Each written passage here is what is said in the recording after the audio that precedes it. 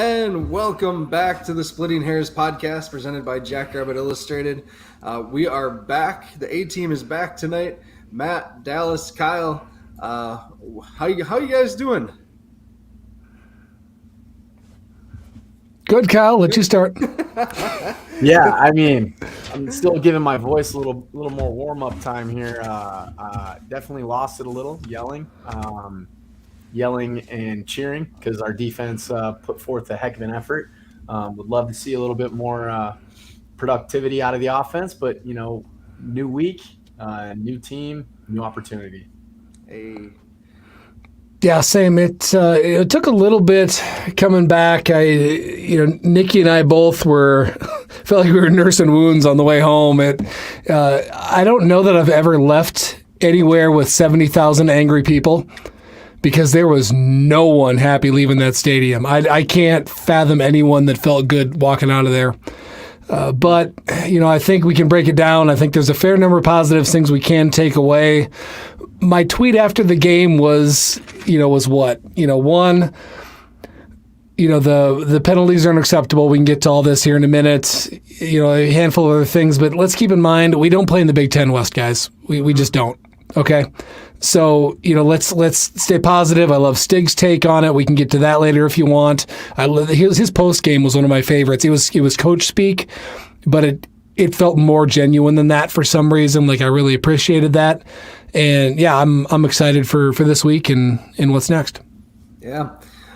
Before we jump into the recap, we got to thank our title sponsors, Drake's Place of Bowdle and Cottonwood Coffee. Again, Drake's Place, we're really looking forward to seeing Robert at tailgating this year. He always brings us something delicious. I can't imagine what the food is like at his place. The pictures probably don't do it justice, and the pictures look delicious personally. So if you find yourself up in Bowdle, get up there, grab a pizza, grab a burger, grab one of those calzones that looks really good. But support our sponsors, please. So thank you, Drake's Place. Kyle, you want to talk about Cottonwood? Yeah, but to piggyback off that, there should be a stuffed Hawkeye something because they were anemic because of the Jack after this Saturday. You got to find the silver lining in the bad, right? Cottonwood, excellent stuff. I worked there. Jacob has done a great job of growing that locally owned, locally sourced business. From the bistro to the coffee house down on Main Street. And now they're in 24 centers across the state of Minnesota from a retail perspective.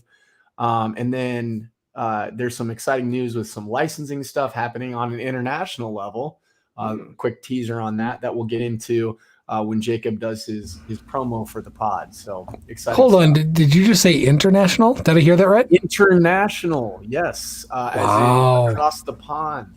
Wow, geez, that's a tease. That's a tease, man. Which is a locally started up company, so that's pretty exciting stuff.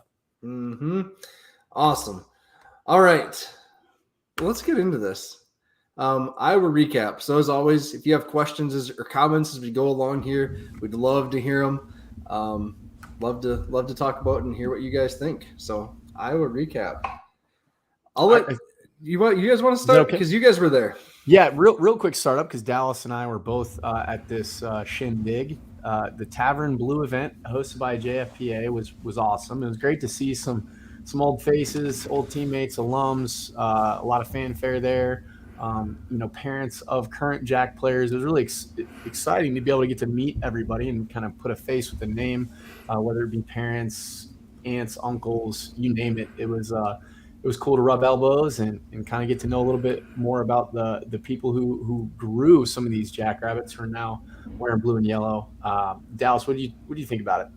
It was fun to see everybody, a lot of familiar faces, guys that I see at a lot of road games and people that I don't see very often. Got to see Jason Melcher. Don't see him every day. Got a giant hug from him and a handful of other guys that it's just great to catch up. I was going to say, we're not officially affiliated with the JFPA in any way, but I tell you what, I know we have a lot of former players that listen, that follow. If you're not a member, join. Get on there. Get a hold of Ryan McKnight. It's minimal to get started, and it does a lot of good things. And it's just, I think it's one of the bigger things that's going to fuel growth and excitement around this program. And Dallas, we are affiliated with JFPA. Yep. They may not Officially? be a sponsor, but we've kind of said from the start that the proceeds from sales and stuff like that are going to go towards to support JFPA. So once we take care of our costs and things like that, and making sure our house is in order, we definitely want to be supporters of JFPA. So got it. Yeah. No, but that's to that point, guys. I think we have something like 200 members. There's couple thousand former Jackrabbit players. We all may have varying tastes in our mouths of our experience at state, but helping something grow and being a part of something competitive and something exciting in the future, it pays dividends in a lot of different ways. So if you're not a member, like Dallas said, check it out. We'd love to have you. It doesn't matter what position you played, what you were. Just we want that brotherhood to grow. Yeah. All right. So the game. I think obviously, rants and raves. I got so much feedback of like, thanks for a really honest take. I feel like rants and raves are always pretty honest, and I don't think anyone can watch that game on Saturday and have too much disagreement of what went well and what didn't go well. Yeah, that was not a controversial article at all. No, there wasn't anything in there too much, that if I had come out and said, hey, the offense looked awesome, I feel like I would have lost a lot of credibility in what I've built here. So, first and foremost, that defense. Kyle, earlier in the week, I saw on Twitter you had some questions about the defensive line depth. Yeah. After the first couple, how do you feel now after one game? Let's say that. I want to give a shout out to the Christian Smith for having those boys on the D line, the first line of defense against the Iowa Hawkeyes, notorious sound offensive line. I mean, if you think of Iowa football, you think of offensive line play. And for them to absolutely get bullied in their own house in front of 70,000 fans, I was a little surprised. I'm not going to lie. I was a little surprised. Yep. I didn't think we would get run through like paper mache, but I did think that we would bend way more than we did. And when you look at the starting field position that they had, oftentimes the D line is literally your steel curtain, trying to prevent any type of leakage to that second and third level of the defense. And I think they did a phenomenal job. Even guys going down, I saw some guys get a couple cramps here and there, or get dinged here and there, and just dudes stepped up. I mean, Caleb Sanders had 5 tackles from the nose position. What a welcome to the offensive line, to that poor center that he lined up across all game. He was literally getting full extension on him, like a WWE wrestler throwing him around. Yeah. No, that was by far the highlight of the game for me. Again, we got a group text. I texted out, one, you missed a rant because you weren't there. The cell coverage in the stadium and the entire Iowa City Metro was the worst I've ever experienced. You could pick any town of 150 people in South Dakota and get better cell coverage than you can in Iowa City. Good gracious, it was so bad.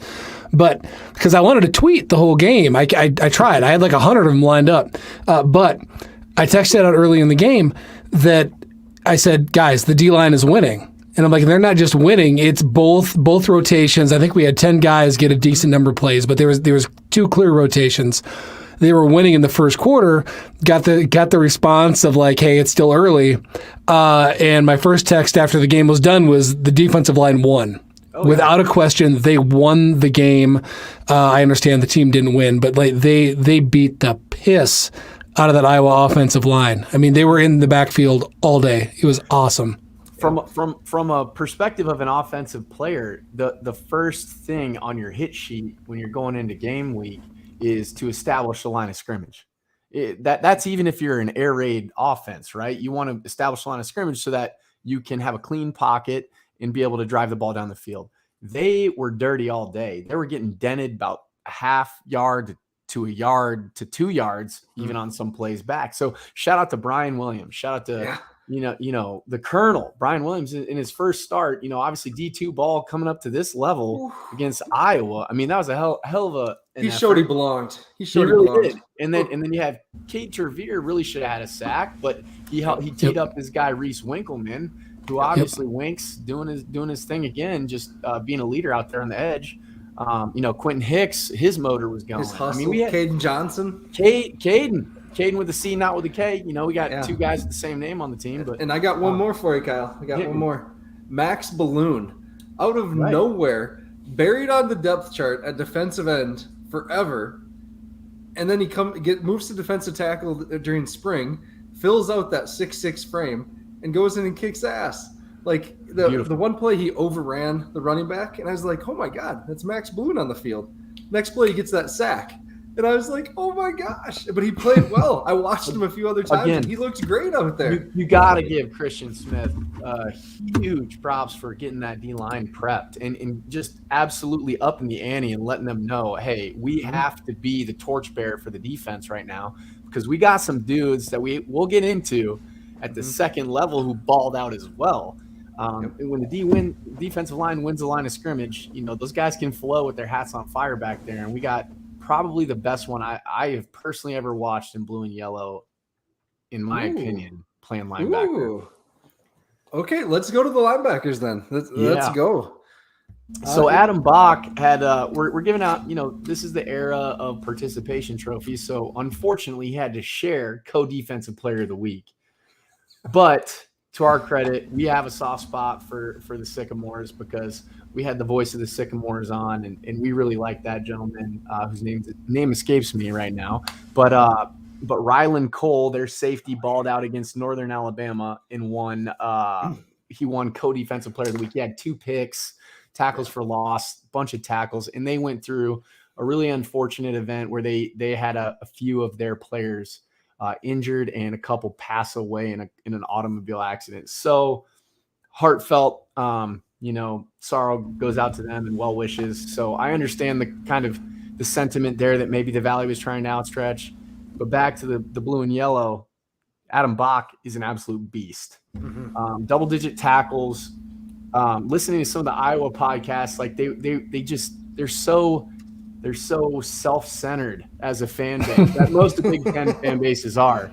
But like they were more befuddled that they didn't blow us out of the stadium than they were able to give us any type of credit.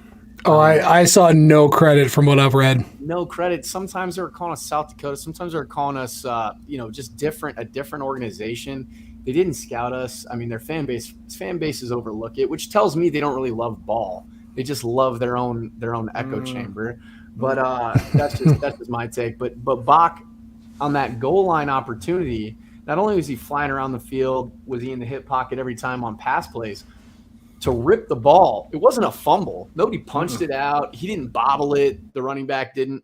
But he snatched it like he took his soul from him. So I love seeing that stuff from a linebacker who's really still trying to find his ceiling, I think, which is terrifying. Yeah, and that's something Jimmy said in the preview, that he thinks Bach can still get better. He can still get more instinctual and just go. And, man alive. That fumble strip really reminded me of that time Clay Matthews ripped it away from Adrian Peterson and had a touchdown on it. What a great play. Go, Pat, go. All right. All right. Is somebody talking? I don't even know. We also have to talk about Caleb Franzel stepping into the starting role with Norblade not playing safety. How lucky are we to have Isaiah Stallbird that can move so seamlessly between safety and linebacker? We definitely need to highlight that, Matt. That's a great point, because Stallbird was in situations where he was out one-on-one with receivers, because he does have that safety background. They have that confidence in him. Yeah. So, Franzel looked great. Jason Freeman out there making plays. The law firm Graham Spalding out there looking great. I mean, I just was pumped. Those guys looked awesome out there. We got to bring up Rick's comment here. Matt Jacobs. We've talked about Matt Jacobs so much on this podcast. Like, we're like a Matt Jacobs, fan account here, basically. The guys just looked different out there. Their body type, honestly, and to me, watching on the broadcast, they looked the same. You guys were live. You could see him closer. But on the broadcast, jeepers, Matt Jacobs, 2 thumbs up. Yeah, no, Bach is visibly bigger in the upper body. I mean, he runs so much that, he's always lean in the lower body, but visibly looked bigger. Caleb Franzel visibly added weight. And then we should talk about this. We can get into it later. Obviously, I just want to touch on it because it is an important facet of strength and conditioning is the off-season work Tucker put in. It's looking like the injury is not nearly as severe as we all thought at first glance because of the work that he put in the off-season with his mobility, with his stretching, with his strength and conditioning protocol. So, tip of the hat to Matt. Yeah. In the secondary, I wouldn't do anything to really threaten. Petrus didn't have enough time, or Petrus, whatever, didn't have enough time to really get a good glimpse.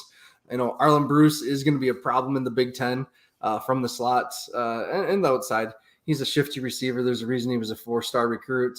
But gosh, we did so good against their tight end. That was top 5 draft tight end. Happy with that. The cornerbacks, honestly, I thought they provided pretty good coverage the whole day. Yeah. Safeties, same thing too. Whether it was Reeder or Stallbird or Huter. Yep. Shoot, you didn't see him make mistakes, really. No, exactly. As much as everybody hated in the stadium, hated on Petrus and the offense, he didn't have anywhere to go, and he didn't have a lot of time. I mean, dude booted a couple of plays, a couple plays that a Big Ten starter should make, but there weren't that many options. There really weren't.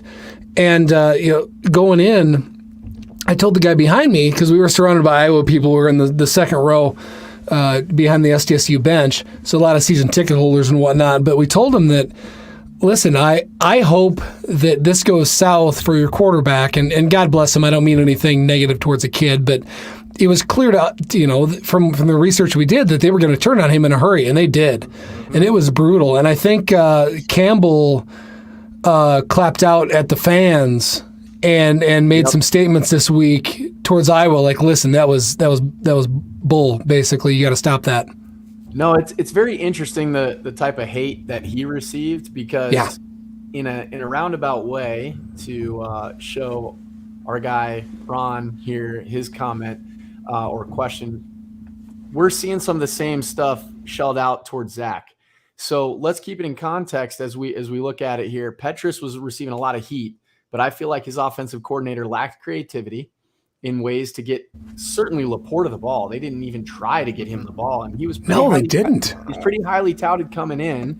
I don't know if that was a function of missed reads as much as it was a lack of effort trying to get him the ball or creativity. But let's transition to Coach Luan's perspective here. First opportunity to call a game against one of the best defenses, South Dakota State is ever going to see. They might, after Alabama, they might be the second best defense in the country. They're very, very good, man. And you look at not only their secondary, their linebackers, their front seven was unreal. We're not going to see a front seven like that until maybe NDSU, right? So, and I don't even think, that's given NDSU a lot of credit too, because Iowa is Iowa. So when we look at Zach, shrunk playbook, I think there were 7 punts inside the 10, right? 7 punts inside the 10. You're trying to establish a run game and stay balanced as an offense, regardless of the time the game is, the time and point you are within the game. Then Tucker gets hurt on the second series, I believe it was, on a 7-yard gain, and your playbook shrinks. So when your playbook shrinks, you still have to stay consistent and stay true to a balanced offense in order to have other things open up. And then your quarterback has a little bit of happy feet, hasn't played in about 15 months or so, and his adrenaline's pumping. And when he played in the spring, he did not have any more than probably 20,000 fans. And that was maybe in the national title game. So, a lot to consider. So I'm still high on the Zach Lujan train, man, because he's very creative. But I think, getting some jitters out, both from an offensive player perspective and a coordinator perspective, is good that we got it out in a game that ultimately doesn't really matter from an FCS perspective. Mm-hmm. Hey, Ron, just quick question to Ron that's tuning in on the FCS Nation's or Fans Nation YouTube page. Who's your team, Ron? Shout it out here. Yeah. Who's your school? But just want to give a shout out to the FCS Nation's Jeepers. I keep butchering that. FCS Fans Nation YouTube and podcast team. Just an awesome collective of other schools, programs across the country. If you want to learn more about other FCS programs, just pick one of those podcasts, tune in throughout your week, and just learn. It's pretty fun, pretty cool. Great way to grow the FCS brand across. And Kyle, I want to piggyback off of what you're saying there about Lujan. And we got this question so much, like what's going on with the offense? It's really hard to run your offense inside the 10-yard line over and over again. So it just, I feel bad. Like no one wants to start a game like that. And as soon as, my dad didn't read any of the scouting stuff, and that's who I was watching the game with. And he watches the punter and like, oh, wow, that's a heck of a punt. And then, the 2 false starts right away. This is what Iowa does, Dad. This is what they like to play. The broadcast made a huge deal about the I love punters and punters are winners or whatever the shirts say down there. Yeah, punters are winners, and that was part of my post game tweet too. Was that guy needs to be up for the Heisman? I've never seen a performance from a punter. I'm serious. Yeah, that dude's a football player. Yeah, that was awesome. I think in the middle of the game. So I was all the way up in the bleeds. I was literally opposite of you, Dallas. That was by design. I got to see the formations.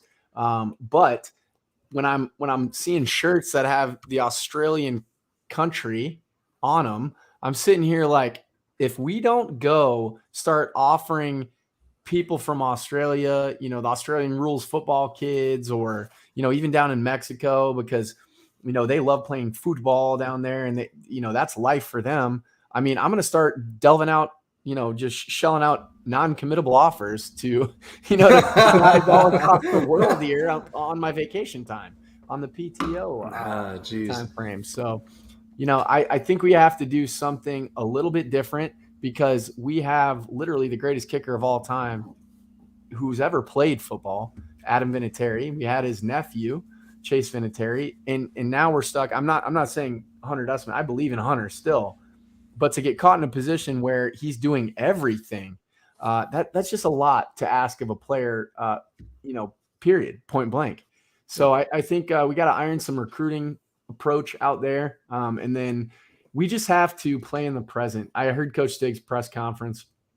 Really want to see our guys play more in the present, lean on what Chris Crock does, because there were times that the moment seemed a little bit big for them. And I believe more in the guys than what they showed at times. I mean, we had some senior guys, senior wide receivers, senior big time playmaking offensive linemen with false starts. And that's unacceptable in moments where we're on 4th and inches and we're starting to build some momentum and we're going for it to seal the game, to potentially win it all, and it just doesn't fall our way. So if we're going to be overcritical for a second, or if I'm going to be overcritical for a second, and and talk about some guys doing stuff that I couldn't possibly do, there was that first drive, and that stadium was loud. And I'm not joking. It was really, really loud. Okay. This is different. It's sure as hell not the Fargo Dome or anything else. I haven't been to Death Valley or to Alabama or anything, but that was crazy loud at that stadium when the Jacks were on offense. But okay, the first series, I get that you got some guys maybe that haven't started. It's going to be a bit overwhelming. And I said, okay, that's over. We got this. And that kind of trickled on for a handful of more series. And that to me was a disappointing part. And Stig called that out really directly. Stig takes a lot of blame for a lot of things in post-game pressers. He's very good at that, but he was also very blunt at some of the things he was disappointed about with the players in that. And obviously the false starts were the top one. That you can't do that. That is mental. That's training. We prepped for that, and it just kind of continued. Mm-hmm. And I was disappointed with some of the body language after those. Yep. I've never Saw that too. I've never seen our guys really get that like emotionally and that was something that I saw a handful of times from some of those senior guys that you're mentioning, Kyle. Matt, I think a lot of that may be a function too of having so much of our roster be from Iowa, right? Yeah. I mean, guys allowed the moment to be so much bigger because for whatever reason, you can go down the list. I mean, it's a tale as old as time, right? You have dudes who were slighted, not recruited by Iowa, finally get their opportunity. It's one opportunity. Then you get kind of that panic, nervous excitement where you're just, wanting to run through a brick wall at every waking moment, and your nerves are jittery. And instead of just watching the ball when you're a wide receiver and you're on the Senior Bowl watch list, you get anxious because you just dusted the guy on the previous play. And then the same thing when you're, left tackle, you just got to dial in. And for some reason, we weren't able to play in the present. The good news is there's always a new week for improvement. And I'm excited to see how they take that next step and kind of flush this one. Yeah.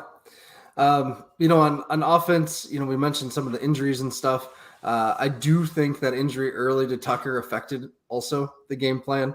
Obviously, I think that little shovel pass that he was injured on was an attempt to get him the ball and get him involved in the game plan early. And so I'm guessing there was more coming his way. And so that stinks when you lose a player his caliber for at least 3/4 of the game. So, I mean, when you have a guy who's a tight end who catches a pop pass and takes it for 7-8 yards on his first touch of the game, I mean, that spells a lot of good momentum that you can project out into the next, three quarters of the game. So you never know, but you can't rely on the what ifs. I know. I agree. It is. Yep. There's a lot of them. And actually, sorry, before we transition and move on, can we talk what ifs for just a minute? Do we have to? I think we do. Okay, I think we do. And as much or more than anybody, I am so tired of the almost woulda, coulda, shoulda. And I had this weird, surreal moment. By the way, Matt, is my mic okay? Yep, you sound good now. Okay, cool. Thank you. Thank you. All right. So it's as much as anybody, I'm tired of this. But I did have this surreal moment afterwards of like, okay, listen, I'm pissed. We could have done so much better.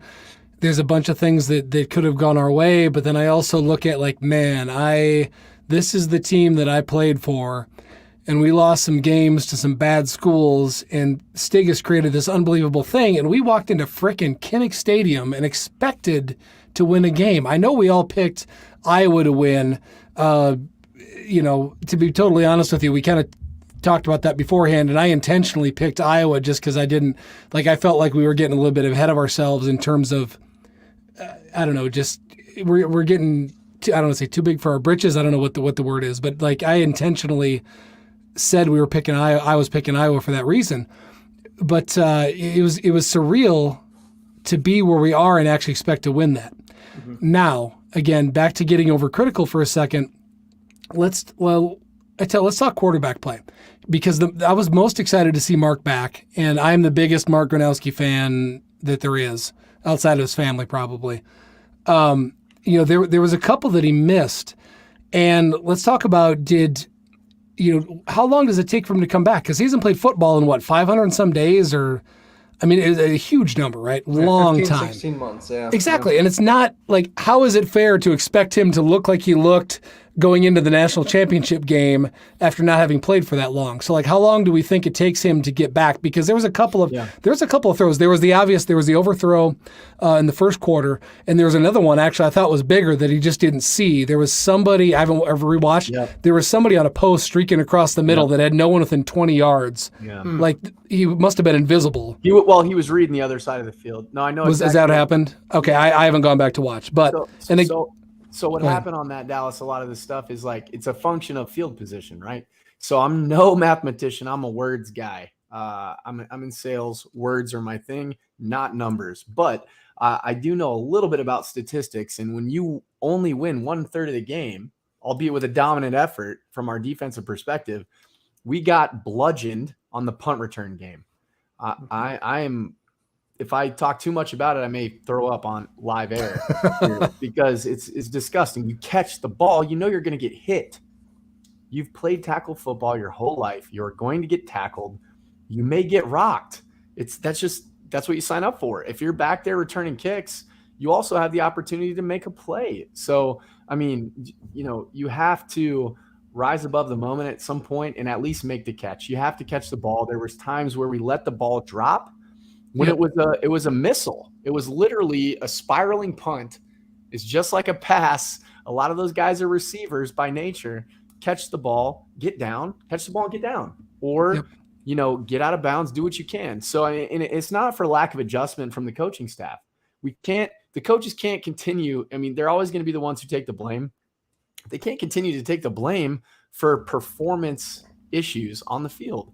And so we got to iron that out. I'm very confident we will. We have athletes back there. They just need to grow their confidence. And in that environment, you can say it was a complete, noise fest. It was super pressure ridden, but that's an excuse because you play the game to execute, and we didn't execute. So when you're in that position, Mark we had 1.4 yards rushing on the day. That's awful. And when you can't establish a run game, Mark's dropping back to pass, and they're going to be able to tee off on him. The reason we got a safety is because they're like, okay, well, they ain't going to throw in this situation. And that's not even, them dialing in on Zach's play calling. It's just situational. You're trying to create some room so you can open up the playbook a little bit. So that's my little rant on the offensive situation and the fact that we lost 2/3 of the game. Because if you flip it and we win one aspect of special teams, like we out-punt them, maybe not even out-punt them, we just punt better than we did, in the game, the complexion of the game could be completely different. It is. And I'm sorry, I just want to be super clear. Mark was the best quarterback that played on Saturday. Yeah. He is without question an FBS caliber quarterback and leader. Like I said, I just wanted to talk through my question is just how long does it take him to get back to the old form? Because we know that he can. So let's get technical real quick. So really what it was is, if you watch him play, getting through his reads when they know he's passing against really good defensive coverage, that's tough. The one thing that I would say I would like to see him excel in, sorry, I got distracted from some of the comments. It's not get the ball out quicker. His feet were excitable. They were happy feet, you'd say, in the pocket. So on the long seam pass that Jaden burned the guy, his feet were just pitter-patter. He was pitter-pattering a bit, and if they would have been more settled into his stance, and then would have been able to really kind of trust the throw more, maybe he could have lofted it. But ultimately, as a quarterback, your throwing starts from your footwork. And I think as he continues to get in rhythm, and be able to pass, on schedule, then those things are going to kind of evolve throughout the season to where he's going to be able to find more comfortability with his receivers. We still don't know, we knew Jackson was his guy kind of in the spring. We don't know who's going to be in the fall. There's a lot to still uncover. Mm-hmm. And with his footwork and stuff too, a lot of his misses after were all really high. We're really skied. And so that's a function of that as well too, not having your feet set all the way when delivering. So, the what if for me, obviously we've talked about Mark, but the what if is the dropped interception from Deshaun. And I know that was really tough to see in the stadium, but watching it live, I honestly, it was right to him. And I jumped up out of my chair because I thought he had it. And then I, fell to my knees. So that one was just a heartbreaker. There's no guarantee he takes that to the house, but it's going to be a good foot race to the pylon, I think, either way. So I think he read that so perfectly, Matt, that he was like, wonderful. Why would you throw this? like he read it so perfectly. You can watch his break and he's like, oh, no way he's throwing this. And then he's leaning in to, break on the ball. And then he runs into Laporta. It was kind of hilarious, but but man, you're right. That there's those two plays. I think Zach Borg from Dakota News Now said the same thing. The seam pass and that Gale's opportunity could have been the difference makers. But look, we got a lot of ball left, guys. And Yeah. that team right there certainly looked from the offensive side of the ball. They got a lot to prove, and that's exciting. From the defensive side of the ball, my goodness, look out. And then from a special teams perspective, a lot of growth that can take place because we're very young, in our return game, and we're young from the specials position perspective. Yep. So Jim, your question, why was there 3 or 4 different punt returners? I'd say the first 2 because of effectiveness. I'd say the third was not back there anymore because he was injured on the play. And who knows, hopefully he gets back sooner rather than later. I'm don't know this for sure, but I'm assuming he's the person that has the head injury that Stig talked about post game. Wait. Time out. So, yeah. Jack, are we talking about potentially Jackson being out? Yes. Yeah. So I saw him, and did he come back in after the punt? No. Oh. He may have played a couple more snaps, but he didn't play most of the second half. Gotcha. I did not know that. That's good. It's good to know. So Stig mentioned head injury, ankle injury, and possible knee, I think, on the post-game comments with Merriam. Could be wrong on that, but did he mention anything? Now that we're just talking injuries, anything about Reese or a shoulder injury? Because Reese was back in after that. It was on a quarterback knockdown, and then he came off holding his shoulder, and it looked worse maybe than it was, and then he was back in. But no, I didn't. Okay. Nope. Well, that's one to keep an eye on for sure. Yeah, those defensive line guys tend to be tougher than skilled positions, so you never know. This is accurate. However, if you get a banged up shoulder game 1, that is not a good way to start the season. No, it isn't. So I hope he's good. So we want to wish, just for full disclosure, we want to wish good luck to everybody in their recovery out there who's dinged up, and we wish them a speedy recovery. I did get a chance to talk to Tucker. He seemed to be in decent spirits. Obviously, he was pretty distraught during the game because, that's a kid who plays like he's always got something to prove to the world, which is exciting. But again, this is why I talked about Matt Jacobs early on in the preparation in your off season. If you attack it just like you would in game, in season, good things happen from a silver lining perspective. It really looked like I shot a picture of Tucker getting taken out at the legs on that play. That was so gross. Today on Instagram, his leg literally looks like it's bending like Gumby. And by all accounts, it looks like just a sprain that'll keep him out for a few weeks. And I'm speculating. I have no idea. But it looks like that, which is very good news, both for him and for all Jack's faithful. Yeah. For those of you listening, there it is. Dallas throwing it up there. Yeah.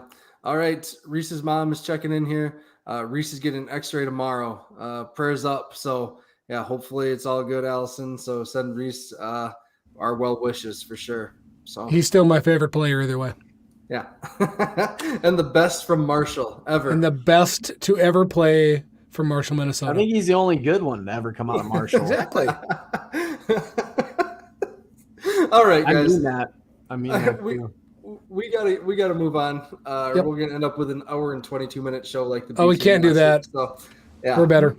All right, all right. Let's get into game balls here. Offensive game ball. I did not give one this week. Yeah, I'm not giving one. Nope. Okay. Defensive. On the blog, I did the entire defense. I got to do this. I got to do the same, but Dallas, you going with the Colonel? Yes, I would. And again, I haven't gone back to rewatch to look at other D-line play because I've said this a million times. You can play a perfect game on defensive line and never hit the stat sheet. And I will repeat that for the rest of my life. But based on what I can remember, I'll go with the Colonel. So as a result, I'm going to go alternative, but that same logic was, racing through my mind as well. Having been a failed attempt at playing D-line myself. So I'm going to go with Bach. I mean, to absolutely strip a dude in the red zone going in, they got all the momentum. Your own teammate just got dinged for the most absurd targeting penalty ever when guys are getting chopped down at the legs left and right, but the game's safer, right? Game's safer. So to see Bach do that and be a guy from Solon, Iowa, to do that as well. I just love how he goes about his business. Can't help but root for a guy like that. I think he had 11 to 12 tackles. 13. He had 13 tackles. It was all around the ball, and he had a forced fumble, and he recovered the fumble because he snatched it out of his hands. So it was great work from Bach. That was one of the best football plays I may have ever seen. I've joked before about, okay, so let's USD for a minute. Chris Streveler on offense could just do as one person whatever he wanted. Watching Bach make that play on defense, that was just one guy blocking out everything else that was happening and saying, okay, I need to go get this football now. And he went and did it. It was so cool. Yep. Hey, this one, we failed to mention Jared DePriest earlier when we were talking about defensive linemen. He had a heck of a game too. In Dallas, I think that's just what you were talking about, playing the perfect game but not showing up in the stat sheet. Yeah, exactly. I'm not sure he registered a tackle, but he did not get moved off the line of scrimmage in the plays that I saw him in there. I really watched the defensive line. It's just such a fun group to me to watch. So, all right, game ball for special teams. I'm going Hunter Dustman. That he had a punt that ended up being a terrible meme. And after that, though, I thought he had the 1 second punt that was a little line drive. After that, he was awesome. His field goal was clutch. I was very impressed with how he rebounded from a rough start. Yeah, no, I would have to agree with that. Sorry, there's hail in the background. The Lord is blessing us with some rain, much needed rain. Moisture, I don't know that we need hail, but I'm literally having to talk over it, so apologies to the fans. But I'm going to go with Dustman too, because for him to rebound and nail that, I know it's hilarious. I don't know if you guys can hear it. It's loud. Oh, it's loud. It's great. Extremely loud. It's like I'm back in South Dakota with the unpredictable weather here. But listen, we got to do everything bigger here in Texas, even the hail. So you have him knocking a field goal through the uprights after the punt, in which he was so. Guys, this is bad. I'm actually worried for my safety. Are you near a window? That's so bad. Yeah, so I got Dustman. I'm going to mute it. Okay. All right. Stay safe, Kyle. Please stay safe. All right. Dallas, do you have anything else for specials? Okay. We're going to move on to the UC Davis preview.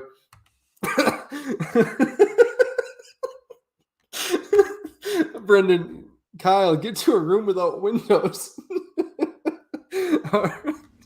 Is Lauren okay? That's what matters here. Is Lauren okay? All right. Sorry. Dustin, it's either bad hail or good popcorn. All right.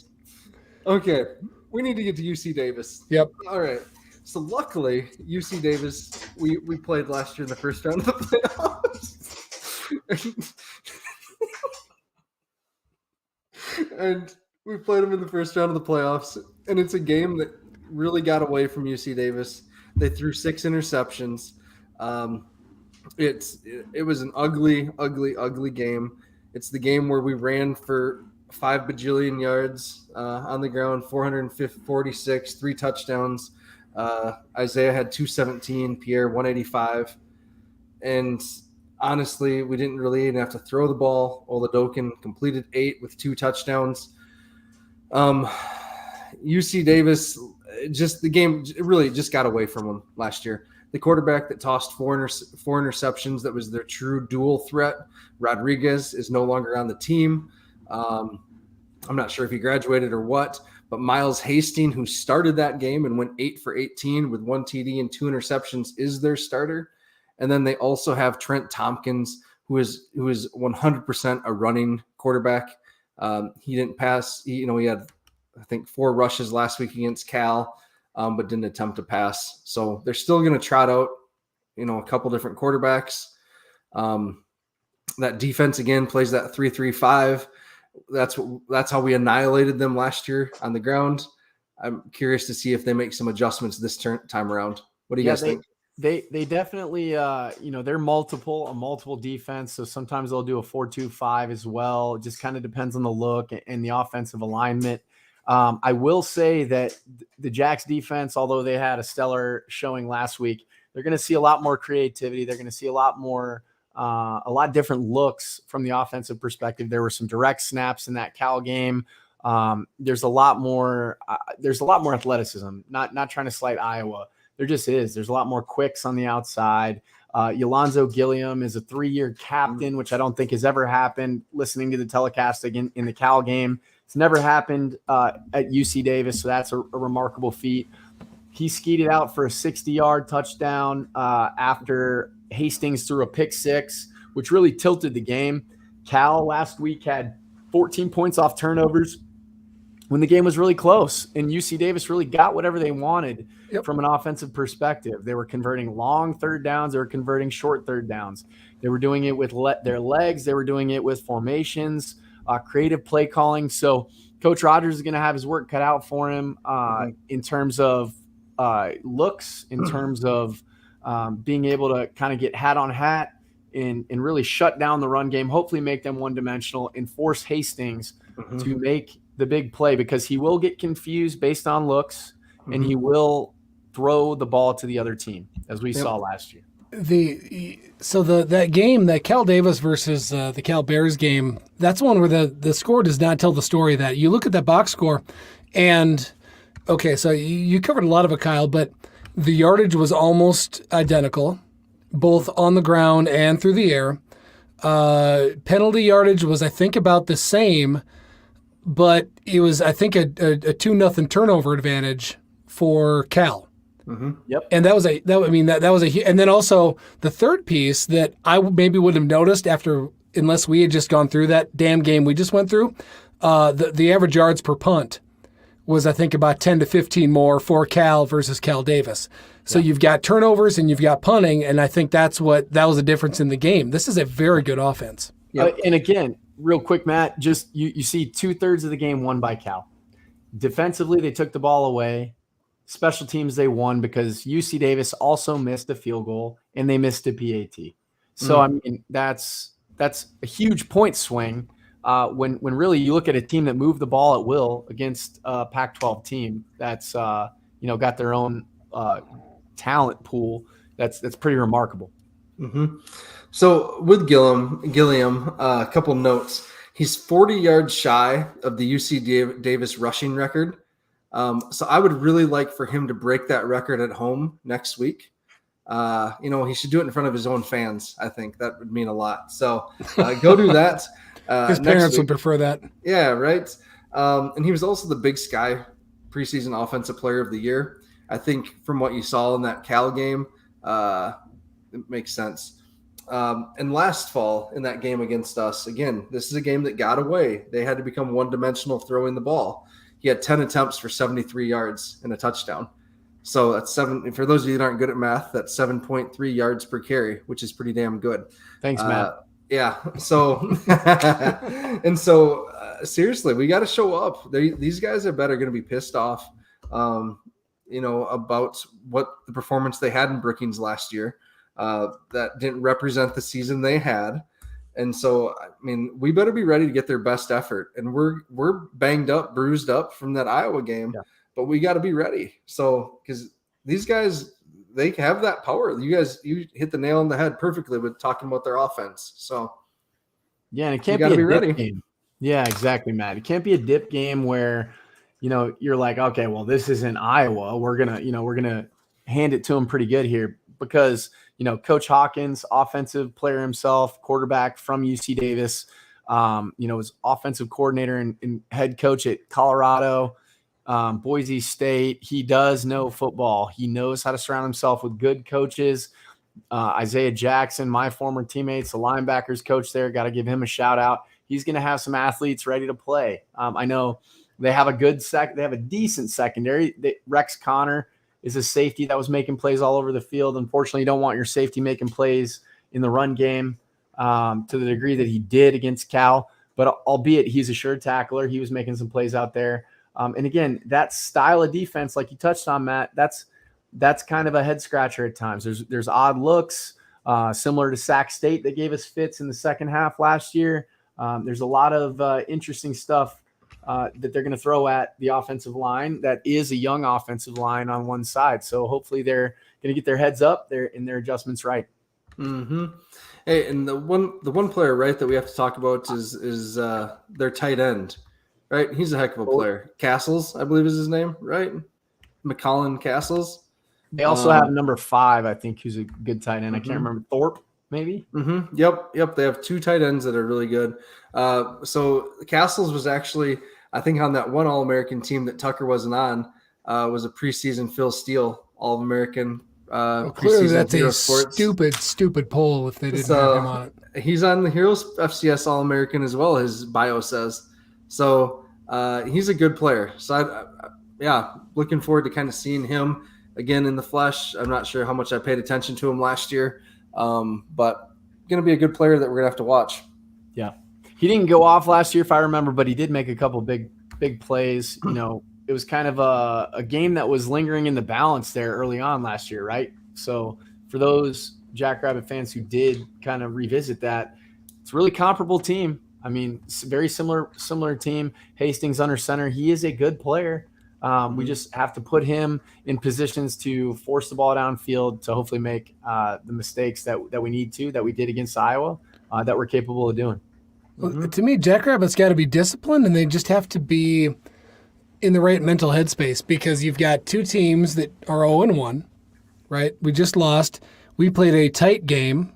They had a score that was lopsided, but they, again, in at least 1/3 of the game, played very tight. So that to them, I'm sure they can look at that and be like, oh man, it should have been a 1-score game. We could have won that.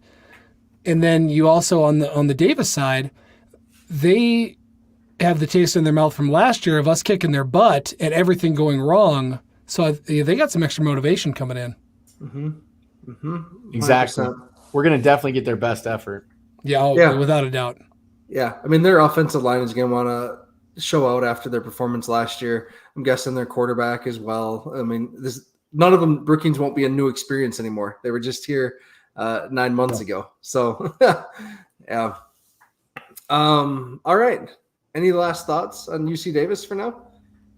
I just want to see us run the ball. I know that's not like super sexy, but 1.4 yards. Oh, yeah, it is. What's that? I said, yeah, it is. Yeah. 605 Hogs, 1.4 yards a carry, something to that effect last week. You know, tired of making excuses for the field position this week. There's no excuses. Isaiah Davis, I think we got a chance to see. He's a very different back from Pierre. We got to give a shout out to Pierre because, I mean, I think we all kind of took him for granted because we had so much of a talent-rich backfield in a complementary backfield that, I mean, we all knew he was good, but I think Saturday's game really shows how explosive Pierre was. I think Isaiah is a bruiser. That doesn't mean he lacks explosive playmaking ability, but he's not going to burn you with his wheels. And at times he lacks the separation necessary against a Power 5 type squad. So hopefully he can do those things against our sub division of competition.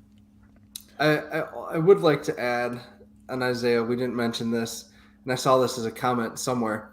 I hope Isaiah never forgets getting drug into the end zone by their linebacker, Jack Campbell. Yeah. That was I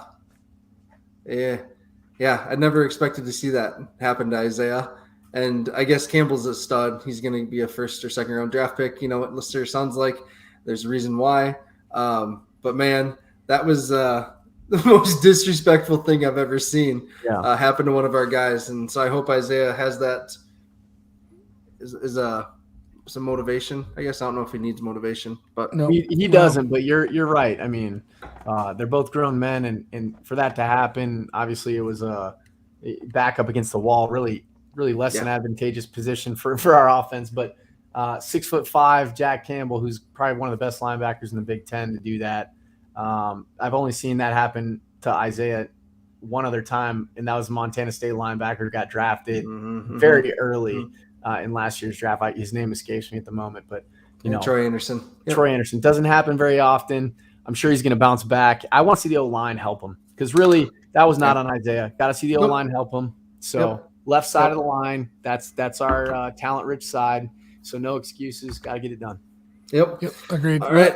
Hold on. Last piece I want to leave everybody with is at some point this week, we've got Scott Marsh, who is the radio voice of Cal Davis, and he agreed to jump on with somebody this week. We don't have it scheduled yet, but we're going to make sure because there's a bit of a lack of at least fan content on Cal Davis out there on the internet. So we want to hear about this squad. Somebody's going to be talking to him. We'll get that out here before Saturday.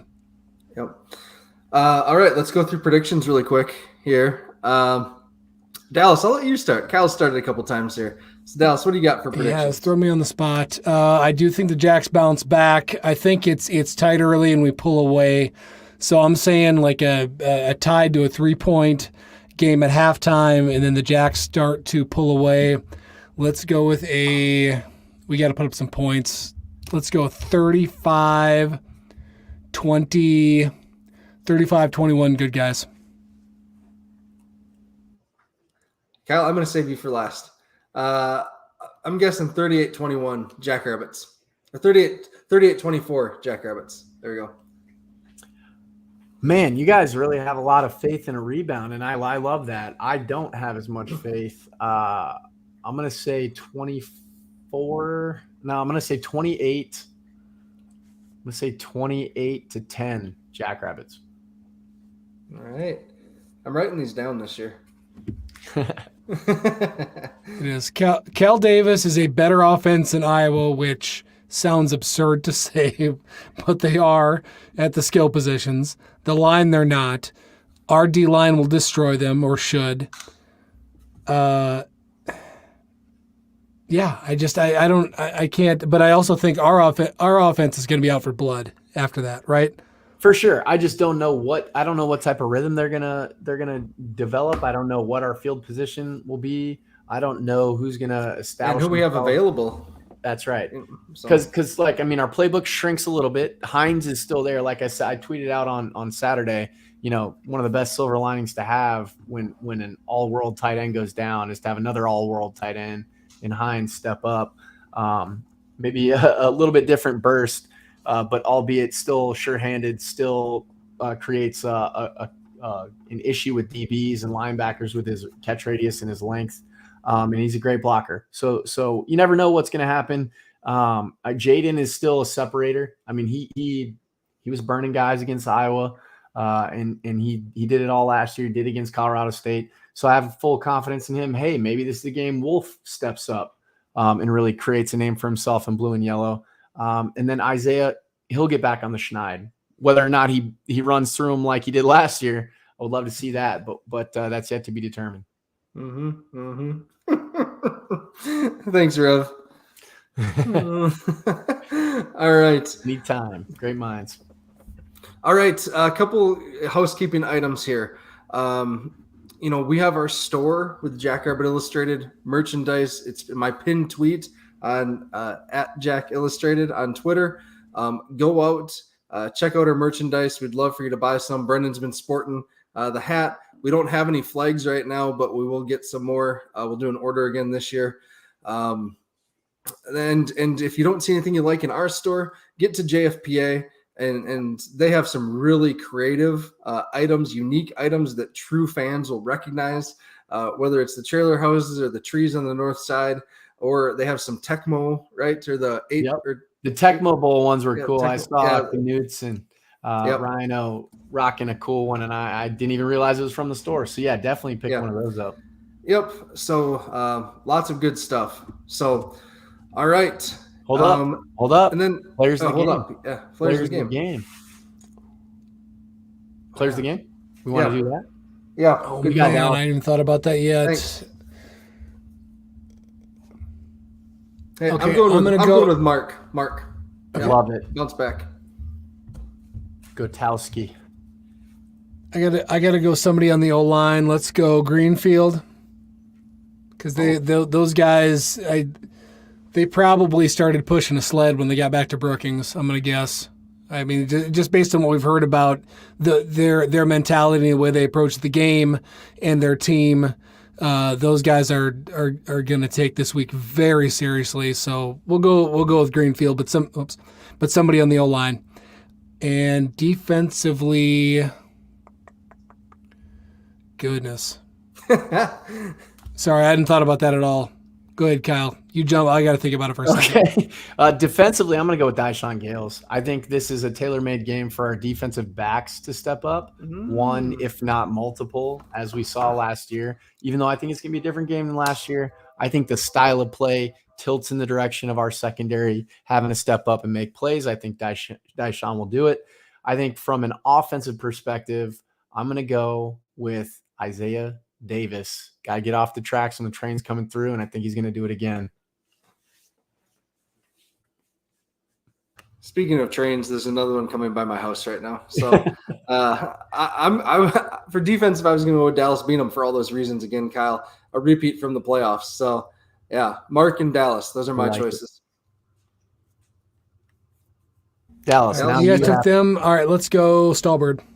Hey, all right. Like it. All right. Jim Poppins says the law firm. Never a bad guess there. That's a good one. Love it. We had a question about Tucker. Chad, you showed up late. I'm not going to tell you. Sorry, Chad. A couple weeks. So, all right, Josh. Book club on Saturday, north of the library, making burnt ends. All right. Cool. Love it. And if you guys can get there, if you haven't gotten tickets yet, I don't know if it's sold out or not. Obviously, the game experience is going to be a lot different now with alcohol sales. But also, there's going to be some cool things unveiled. I'll just leave you that little teaser. All right. And the other thing, hold on, you're gonna leave us like that? Yeah, it's gonna look frosty. You know, not the Frost Stadium, but it's gonna look frosty. Not only from the beverage perspective, but maybe some threads. Maybe some threads. What? We'll see. I don't know. We'll see. I know nothing about this, people. No, neither do I. I'm just guessing. I'm speculating. That's what we do. You're so full of it. That's what we're not paid to do. Yeah, exactly. If there by chance was a theme game, we wouldn't know about it anymore. So, yeah. All right. If you like this show or if you like the work that we do, please like and subscribe on YouTube. We would really appreciate it. Please share. Please rate our podcast if you listen that way. We really, really, really appreciate it. So thank you for always being here. Thanks for all the comments and interaction. Love you all. Hopefully we'll see you at tailgating this fall. So and thank you guys who came up to Dallas and I and Matt. They would have certainly come up to you because that's pretty much who knew. No, they would have. Don't shake your head. They would have. They were all like, "Oh, well, I pretty much know Matt." But yeah, you guys do a great job. They kind of maybe they recognized, the voice when I started bumping my gums or talking smack up in Kinnick. But it was really nice to greet all you guys, and we appreciate you taking the time out of your lives to think that we have something worth listening to. So very much appreciated, and we're going to keep doing our best to give you some good stuff. Yeah. All right. With that, go big, go blue, go Jags. Jags.